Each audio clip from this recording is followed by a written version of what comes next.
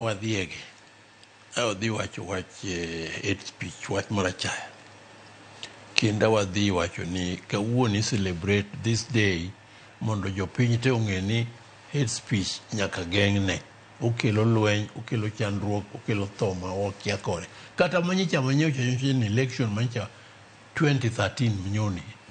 Dhano motho Kenya ka ng'eny malich. 400 gi wiye. Dhano mohinyore ma kuma kuro gidhi wakia. To ing'eni gine timore poor hate speech. Koro gima duong' ka mwaneno ka ji neno to ni trust. The dividend ma trust it is fading away so fast.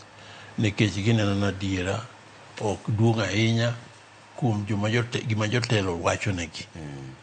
To gima dawa wachonu kaka japiny, kaka un be ujapiny, kendo jopiny ni kendo an japiny achiel be asebede siasa. To ni kiwuok jo siasa, kik ubed gi mor mar kao pesa momiyi mondo idhi manyne gimodwaro.